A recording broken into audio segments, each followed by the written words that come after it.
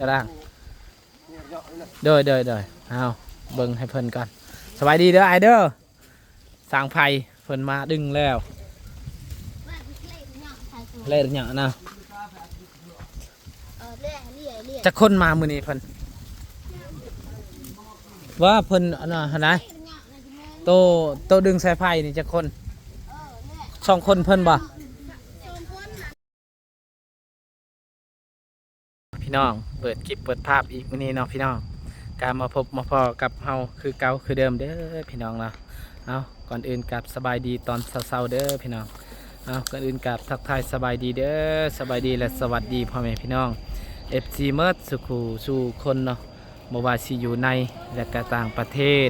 ก็ยินดีต้อนรับเข้าสู่ซองบ่าวบุญคงคือเก่าคือเดิมพี่น้องเนาะโดยสบายดีเด้อ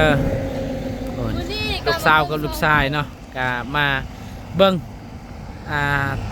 ถ้าสร้างเพิ่นเนาะต่อไผ่เนาะพี่น้องโอ้มื้อนี้เพิ่นก็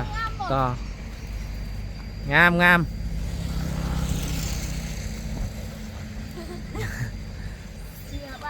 เอาเลยสบายดีเด้อสบายดีเด้อได้มื้อนี้สายไฟเพิ่นก็ดึงแล้วได้บัดนี้เนาะโดยดีใจบ่จังใดกะเริ่มต่อไปว่าจักมือได้ไปว่าสิหุ่งเนาะ สิได้ไผเพราะว่าเพิ่นต่อนี่กะยังบ่ฮู้เทื่อว่าจักมือได้จอยจรากก่อนซองบ่ยังบอกตั้งเลยตั้งมันโดยคนแบบว่าใส่ไผนี่นะโอ้ สวัสดีเด้อพาเด้อโดยสวัสดีโดยมือนี้แล้วเนาะได้แล้วบัดนี้นี่ครบมาแล้วสายไผ่วันที่เฮารอคอยก็มาฮอดแล้วเนาะโดยจังใดก็ดีใจนำเด้อโดยยังนี่แหละ โดยมีแต่ว่าได้แล้วเนาะแล้วเพื่อนแล้วชานก่อนเนาะเนาะโดยแล้วก็คอยไป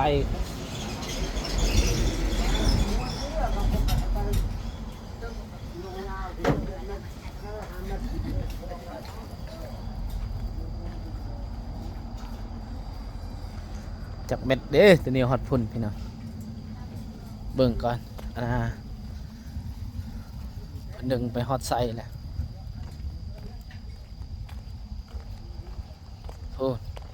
ฮอตพุ่นแล้ว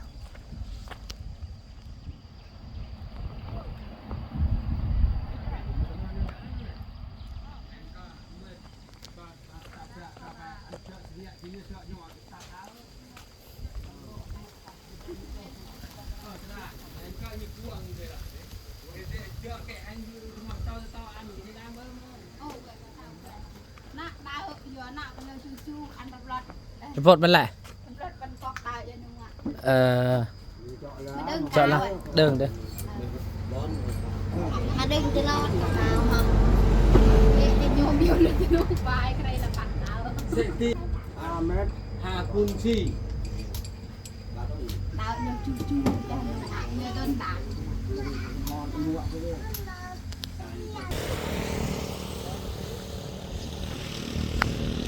วันรอคอยที่น้องดอกแคกลับมาฮอดแล้วเนาะ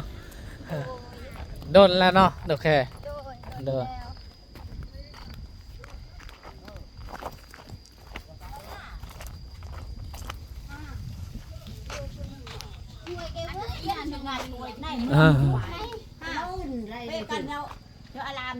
สวัสดีเด้อแม่ตูเด้อสวัสดีอันนี้แม่นอันน่ะเอื้อยบ่โอ้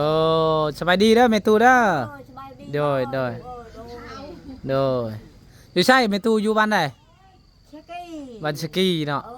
โดยอายะบ่โดยพี่น้องเนาะหลังจากที่เมื่อวานนี่กะมันกะสีเป็นสีเหลืองเนาะแต่ว่ามันแห้งมันกับบริเวณเป็นสีเหลืองเนาะกะสีนี่แหละโดยนี่เมื่อวานนี้ FC เพิ่นคอมเมนต์มาหลายคนว่าคืออยู่วัดนี่แหละว่า ห้องน้ำคือสีวัด โดยแต่ว่ากะสีบ่แม่นสีวัดเนาะมันเป็นสีส้มเนาะพี่น้องสีมะเกี้ยงเนี่ยแหละ สีวัดสีทอง สีวัดสีทองกับสีเหลืองเนาะเดี๋ยวนี้ก็บ่แม่น สีส้ม นี่โอ้ไพ่ทาดิเจ้าว่าทาดิ โดย อ๋อ มันมืดเลยว่าสิท่ามืดดีแต่ว่ามันมืด โดย บ่พอกันเลยได้ในตัวนี้ โดยเอามื้อนี้กาสิประกอบก่อนประกอบประตูก่อนเนาะ โดย มื้อนี้ก็บ่ได้อาบน้ำอยู่นี่บ่ บ่มีประตู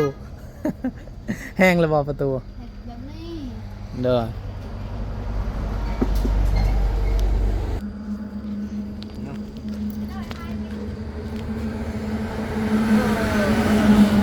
นี่บ่นี่แหละ เย้ยไผ่ทาสีเลย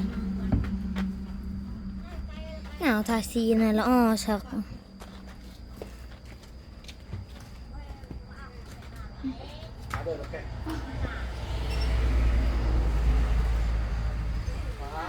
พาว อยู่ตรงก่อนเอาเด้อ เศร้าทางเจสีแล้วละมาอ้อเอ้ยอีกแล้วมา จะเบิ่งอยู่ลุ่มค่อยเบิ่งอยู่เทิง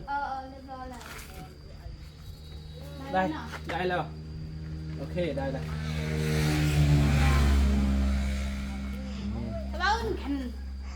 ไผ่คันจอยเลือกแต่นายเตียนเนี่ยนายเลยยันลี่ละเนี่ย ได้ นายมาใช้ ให้มันย่อยทีนี้หาพาทีนี้เขาแย่งเบิ่ง น้อยไป เอ้าเขาไปยักออกนะอยูหันแหละจะสิหลับเลย อ๋อเด้ โอเคเนาะบัดนี้ เอาเด้ ก็อยากไปสีแดงด้วยสีนายอ๋อบ ริแมนสีแดงเนาะ สีลวก แต่ที่เป็นเอาใส่กับมันจะเป็นคือสีแดงนี่แต่ว่าบริแมนสีแดง คนทานี่สีรวมเช่าสี อ้าว เรียนงามแต่คนทา เจียวของทาเองแล้วบ่งามบ่งาม แต่นั่นแหละ เนาะโดยไปไปดอกแค่เบิ่งเขาเจ้าดึงไปไผ่ก่อน โดย ยังบ่ได้แห้งคือตัวนี้บ่แห้งเนาะน่าคักแล้วว่ะสีเฮายังบ่พออยู่ได้ดอกแค่ อันนี้แหละ ถ่ายอีกบ่ล่ะบ่สีเฮายังบ่พอได้นี่อยู่ในเด้ซะ เนาะเตี้ยก็แปะเดี๋ยวเห็นนวลเนี่ยลูกค้า แล้วแต่เมื่อยนี่ถ่ายบ่อยู่ในบ่ พอแล้ว นี่อยู่ในก็ยัง แล้วเอาโมเดลนกข้างใน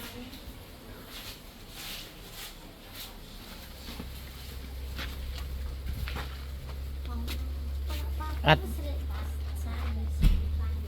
ชื่อบ่แนวตัวหลักบ่หรือว่าย่าบ่ชื่อบ่นี่ นี่เลยเด็ บอสบ่อยู่นอกนี่ ไปล็อกก็ได้พยายามเอามาเข้ารถ โดย พร้อมรับบริการ โดยถึงแล้วเนาะเขาเจ้าเขียนอยู่หันคักแล้วอ่ะ โดย กินข้าวเลยบ่ กินแล้ว กินอาหารยัง เครียด กินเขียด โดย เห็นอะไรได้ แม่ไปช้อนมื้อนั้น อ้าวไปช้อนเขียด ไปช้อนป้าแต่ได้กบตัวหนึง โอ้โดยโดยคือว่าได้เขียดใช่ดอกเนาะไปไปเบิ่งเขาเจ้าดึงสายไฟก่อนจ้าเจอมื้อนี้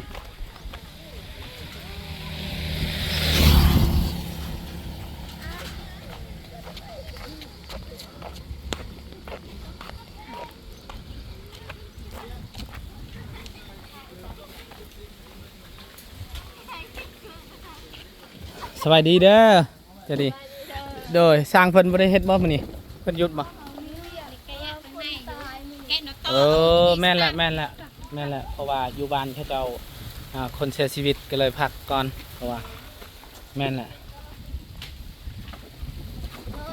ไม่ยังใส่เป็นยัง มาได้ช็อกโกแลตก็ไปเจอเต็นอ่ะ ใส่อันนั้นเด้สาวกงมีไปใส่เพิ่น เอาไปเสียหน้า ที่เชียร์หญ้าบ่เออ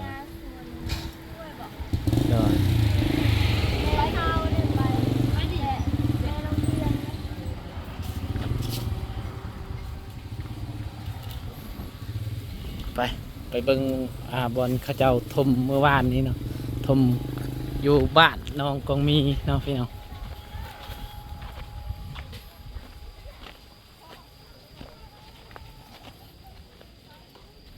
ขับไวบ่ ยังก็ แบบว่าไอสิเมื่อไวบ่ ก็บ่ได้ไหวแล้วเมื่อ แบบว่าจัง พุ่น ไว ละ สิให้น้องใส่ไปส่งอาหารคนปัดสวนแบบว่าให้เราจับอาหาร ได้บ่เป็นหยังเด้อชวนน้องบ่ โอ้ เด้อโอ้คักเพิ่นเอารถเลยไถเนาะ โดย เนาะ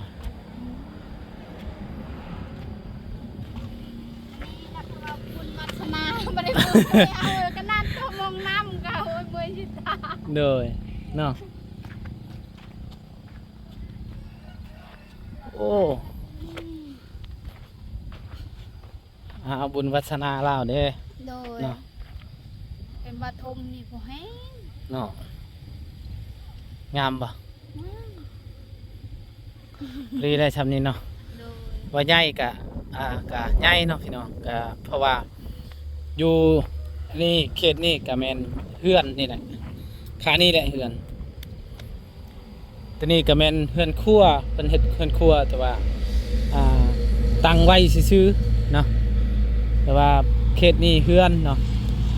กะประมาณอยู่8บ่ประมาณ8นี่แหละหรือว่า9ประมาณนั้นแหละ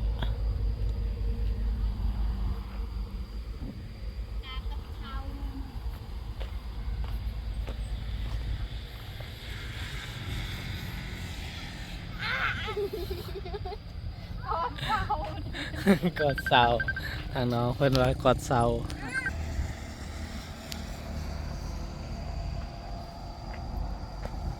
คิดอยู่บ่ กดแล้ว เห็นแล้วได้แต่คิดเนาะเดี๋ยวได้แต่กอดเสาเขาเจ้าเนาะ มีวันเป็นของเฮาเนาะ โดยเอากาบุญวัฒนาไปวัฒนาลาวเนาะ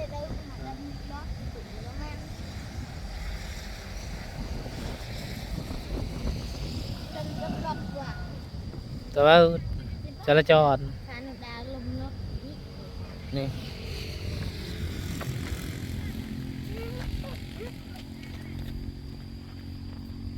ก็ว่าเพิ่นปรับอีกตัวนี้หน่อยหนึงตัวนี้ก็ซ้ำนี่ก็โอเคเพราะว่ามันก็สิซ้ำกันกับตัวนั้นล่ะ not okay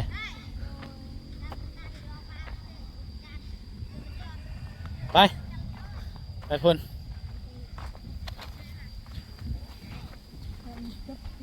ว่าใหญ่กะบ่ได้ใหญ่เนาะกะพอดีแหละเพราะว่ามีเฮือนครัวเนี่ยก็คือว่าใหญ่เนาะ โดย ถ้าว่าบ่ได้เฮ็ดเฮือนครัวมันก็ธรรมดา15เช้าทั้งเฮือนครัวเนาะเฮ็ดเนาะ อันนี้เท่าไหร่ คันว่าดินเจ้า ท่านใส่บ่ใส่มา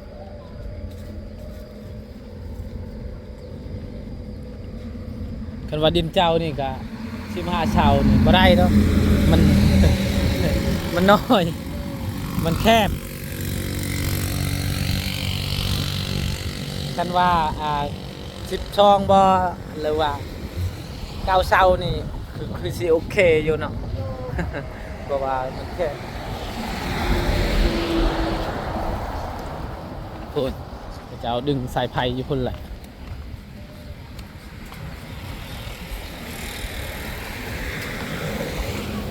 ไปบ่ดอกแค่ไปพุ่นบ่ไปบ่ไปเบิ่ง พุ่นสายไผ่โอ้ดอกแค่ว่าสิมอบเงินให้เพิ่นบ่ได้มอบบ่หรือว่า อันเลิกกับ ตัวแรงก่อนบ่ถามลุงก่อน อันนั้นแล้วเขาไปแล้วก็ได้ โดยทางลุงเขาก็ยังไม่ได้มอบบ่เขาเจ้ายังไม่ได้มอบบ่คิดว่าเขาเจ้ามอบแล้วยังเนาะ เขาเงินเขาจริงๆก็คือกันแล้วเขาใส่ไฟหมดแล้วก็ซื้อไปให้เราก็ได้ โดยโอเคเนาะเพราะว่าเฮาคอแล้วเนาะ โดย คันว่าเฮาบ่คอนี่ก็เอามันสิยากนี่เฮาคอแล้วเพิ่นก็สบายเนาะ บ้ติดกันเนาะ โดย ก็คือบ้านเดียวกันนั่นแหละ โดย รถเหลือต้องใช้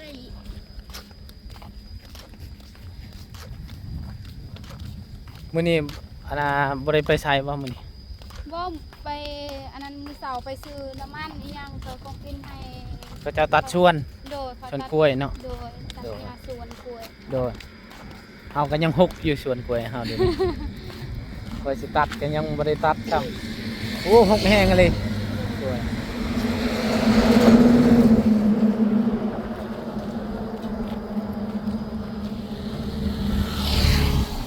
บัด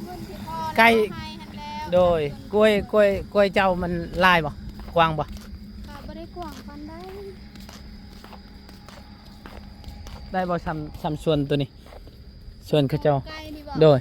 กว่าเนาะกว่านิดนึง ก่อนหน่อยนึง โดยเจ้าเฮ็ดเองบ่ โดย โอ้เก่งเลยเจ้าเนาะสู้ชีวิตแฮงเลยโอ้หายากเลยพี่น้อง ปีอยู่ปูแล้วบ่ได้ตัดหญ้าแล้ว โดย ก็ฮกเลยปะแบบว่าบ่มีเวลาไปเบิ่ง หนึ่งมาเฮาก็อันนี้ก็ใครแน่ว่ามีเงินทางผู้ใหญ่เพิ่นให้เนาะ โดย เลยจ้างเขาเจ้าอันว่าซั่นโอ้ทางใช้มือเนาะตอนนั้น ทา นะ งใส่มือตลอด โด เลย ย สองคนกับแม่เจ้าบ่ โดย อ๋อสู้ชีวิตเพิ่นกะ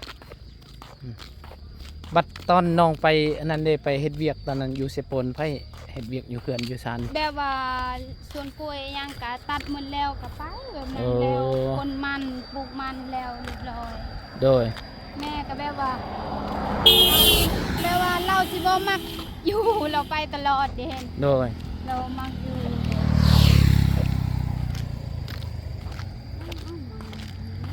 โอ้มานี่กะ เวลา จะค้นสร้างมามื้อนี้ซ้ำบ่ ก็สั่ง สร้างไผ่นี่เลย โดย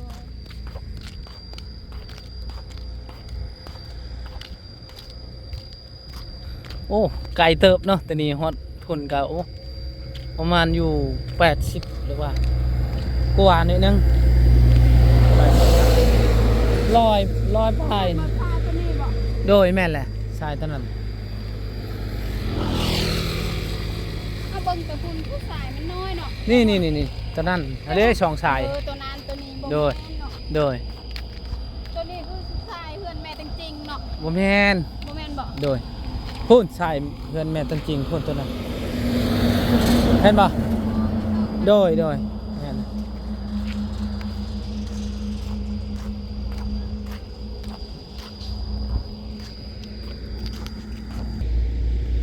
พูนไปสร้างไฟเพิ่นขึ้น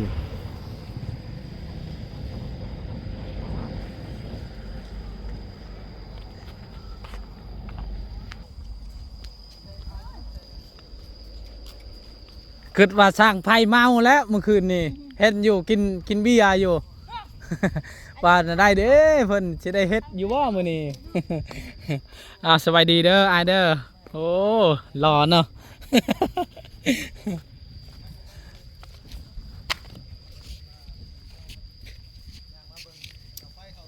จักโมงมาแต่บ้าน 8 โมง 8 โมงโอ้มาเช้าเนาะบ่ได้มาบ่เมื่อวานนี่คือเห็นบุ่มอยู่ มันกินเหล้ากินเบียร์ มาหน่อยนึง เมาหน่อยนึงเพิ่นว่าเป็นได้กินข้าวกินน้ำแล้วบ่อาหารยังกินมื้อเช้านี่ พัก กินผักเลยเอาอดเอาอีกบ่ดนนะกะสิได้อยู่เฮือนใหม่แล้วอันนี้ โดยเอาอะไรกะดีใจนำเพิ่นเนาะได้เฮือนนะ เพื่อนๆอย่าลืมบอกเขาเด้อบอกและเป็นหมู่เนาะ ไปจะบอกเนาะมีแต่ใช่แล้วไปนอนแล้วแหละนี่ไปซอยเวียกเพิ่น นี่มาเลยจังมือสิขึ้นเรือน โอ้ยังบ่แล้วเนาะก็ประมาณอยู่ได้อยู่ประมาณอยู่อาทิตย์หนึงนี่แหละเพราะว่ามื้อนี้เพิ่นก็คาเวียกคันว่าบ่คาเวียกนี่ก็ใส่ไมโซล่าก็แล้วเด้นี่ก็ประมาณอยู่อาทิตย์หนึงกับบางเทื่อก็ 4-5 มื้อหมดสำเร็จเนาะ ออมในโซลาก็ไว้เนาะครับประมาณ2มื้อเขาเอา ไว้เพราะว่าเพิ่นก็สร้างหลายคนอยู่เพิ่น สิย่างจะเดือด สิแบบดูเพื่อนจริงนั่นแต่สิดูเพื่อนนะ สีหยังก็ ซีอันน่ะซีคือซีเฮือน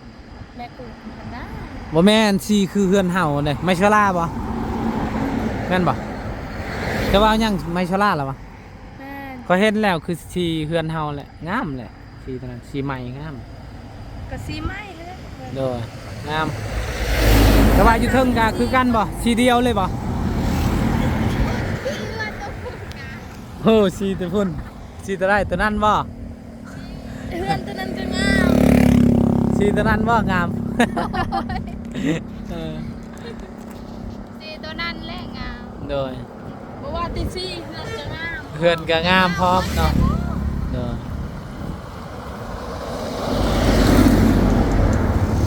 เลยเวลาปกติพวกนี้มันเบี้ยวเลย เป็นหยัง เวลาจะเห็นบ่นี้มันเบี้ยวเลยค่ะคอยเบิ่งเลย ใช่ข่ามันยัง บ่แม่นขา เออนิ้วตีนก็เว้าข่าอีกข่าก็อยู่พุ่นอยู่เทิง บ่ถึงยังบ่ ถึกประตูเคยสิอัดประตูเคยตากเครื่องเห็นเคยตากเครื่องมันฝนมันตกเลยเคยตากอยู่เทิงหั่นอีกเคยตากบัดนี้เคยตากลังเฮือนบ่เคยตากเคยสิปิดประตูหมดช่องประตูหั่นรีบตีนเคยจักสิให้หรือบ่บ้านนี่จนกิ้งไปกิ้งมาจะสิตายเลยเคยตายคนเดียวเลย โดย เจ็บอันนี้ นี่มัน เบี้ย บ่ ว ฮักเนาะ อันนี้ก็เบี้ยวนี่ก็ดื้อ ดื้อเป็นหยังอีก ซื้อดีโดพญานะทำให้มาตุ้ย เอายางเว้าขี้ดื้อแม่นขี้ดื้อ ย่าง ยางบ่ได้เบิ่งเขาเอาบ่แม่น ตับ ขี้ เล ดื้ ย อ ไหวจะเบี้ยวเลยย่างมันเป็นแบบนี้ตลอดเบื้องนี้นะค่อยไปซ่อน โอ้แดดอีกบาดนี้เนาะ ผัดโดดตะกกหน่อไม้ผัดทึกก้อนหิน2 อันผัดจุ๊บนี่กระ โดย แกรกกิกแกรก ไป โอ้ย ไปพุ่นแล้ว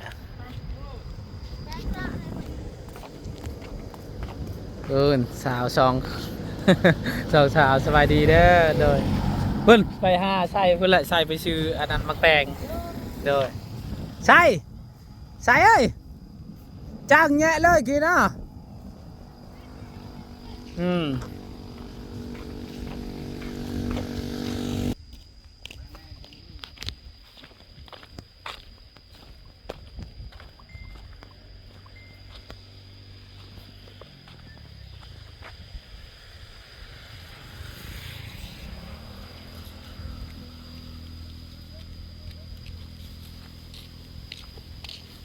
สิรอดแนวใดนี่บ่ Đạo này leo các bạn. โอ้ Đạo này leo các bạn. ได้แหละแม่นบ่แม่นบ่ล่ะ โดยคือกัน คัก กับ เนาะน้ำเนาะ เบือง โอ้บ่ได้มอดเลยเนาะ บ่ 24ชั่วโมงเลย โดย คักเลยเนาะ บ่ได้เงินพร้อม โอ้บริเสียเงินคักและไปพุ่นเบิกตุ้มพูเขาบ่สนใจกะหันมาเบิ่งคนถือ ขึ้นสายไฟว่าแมนว่าสายไฟ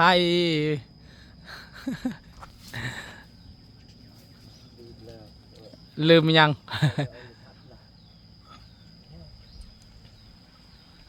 บ่ไอตัวนี้เฮาซื้อเองบ่เฮาซื้อเองบ่ตัวนี้หรือว่าแบบว่าบริษัทเพิ่นจ่ายซื้อเนาะโอ้คิดว่าแบบว่าบริษัทเพิ่นจ่ายบ่แม่นเนาะโดยโอ้ต่างรถสีมือของสายไฟเนาะเพิ่นก็อาจสิฮู้ขึ้นกะคักเนาะบ่ได้ใส่เน็บแอวเลยว่า ใช่ คิดว่าบ่ได้ใส่ฮอตเน็บแอลเนาะ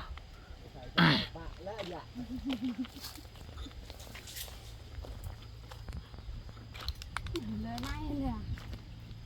ก็แล้วจะมังกรอกแล้วจะเบิ่งอันนั้นเบิ่งบ่ แต่ว่าสิขอจบคลิปปิดคลิปไว้เพียงซ้ำนี้ก่อนพ่อแม่พี่น้อง FC หมดสุขุสุขคนเนาะรับคลิปนี้ไปแล้วเด้อสบายดี